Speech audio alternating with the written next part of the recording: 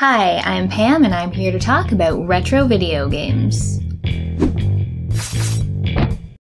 Today I'm taking a look at one of the early Genesis platformers. It's not Sonic, it's Castle of Illusion, starring Mickey Mouse.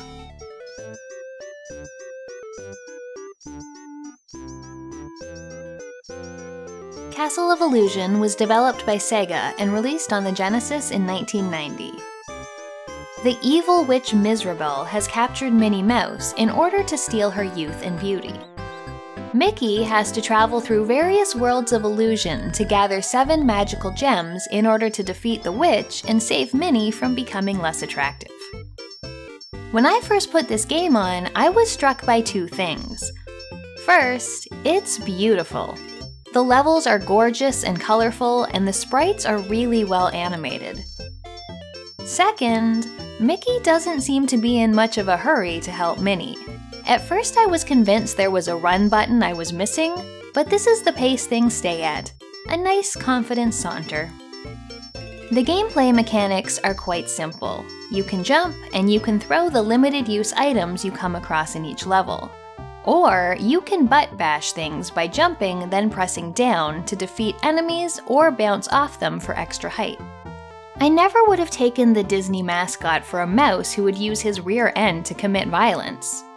Use his vast fortunes to lobby for copyright extensions that would prevent his likeness from ever entering the public domain while building an empire by plundering the expired IPs of others? Sure, but not backside brutality. The UI at the bottom of the screen shows your power, which would more accurately be called health. You can have up to 5 hit points, though unless you're playing on practice mode, you won't start with a full 5. Picking up stars will replenish these points. Your tries shows how many lives you have left before you get a game over, and you can get extra by picking up Mickey Mouse ears. Items are the things you can throw at enemies. These can be apples, candles, or marbles depending on the level, but they all work the same. There are 3 difficulties, practice, normal, and hard, but this really just impacts how much health you start each level with and how many continues you get. Castle of Illusion is quite short, with only 5 different worlds to explore. Almost every 80s or 90s platformer starts in some kind of forest, and this is no exception. Each level is split into a few segments, and they all look fantastic. You'll face enemies as well as obstacles like falling platforms and swinging ropes. Besides the forest, you'll also visit a world made of toys, a dangerous cliff that features some underwater passages, and, of course, a castle. The most impressive level to me was the library, where Mickey would run across hardcover books, fight bookworms and letters that have come to life, and even end up in a cup of tea. Levels aren't strictly linear.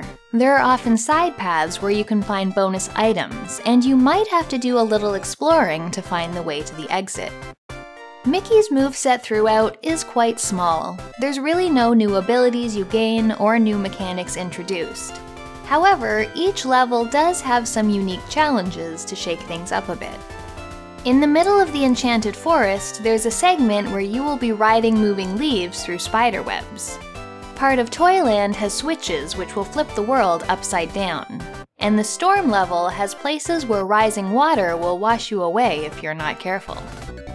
The 7 gems you need to collect come from the bosses you'll fight throughout the game. In terms of design and the patterns they use to attack, they're all quite different from each other. I really liked fighting a dragon in a bottle of milk in the library world, and the final boss was an impressive spectacle as well. Though the mechanics of the game are simple, I wouldn't call it easy. The later levels do have some precision platforming and tight timing, and the bosses can take a few tries before you pick up on what you need to do. The boss from the Storm level was the hardest for me, as he just seemed to move so much quicker than Mickey. It's no ghouls and ghosts, but there is some challenge to be found here. For such an early Genesis title, the art and animation in Castle of Illusion is really quite remarkable. The art team studied Disney's animated movies to get Mickey's movement just right.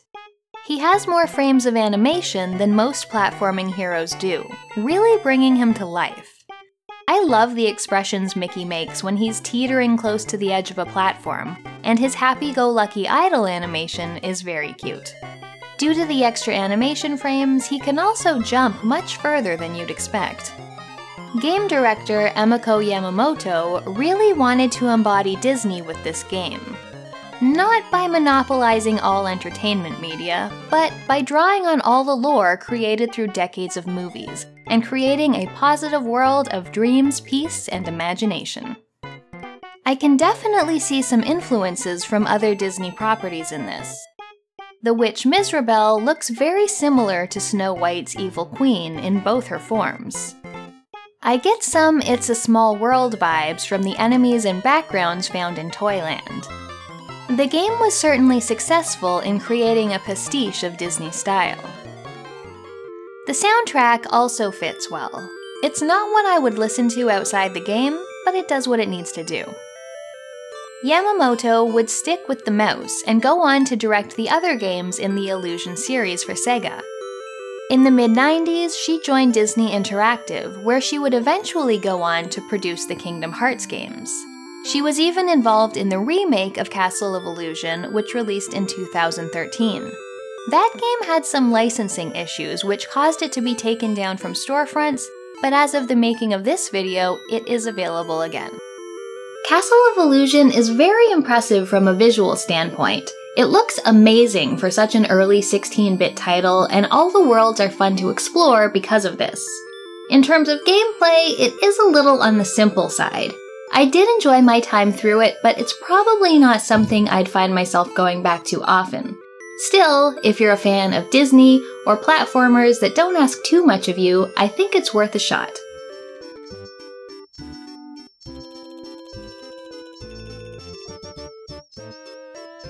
If you want to see a review of another fun Genesis platformer, check out my video on Aladdin.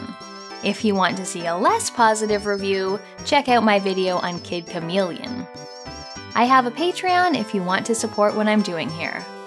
Thanks for watching, and I'll see you next time.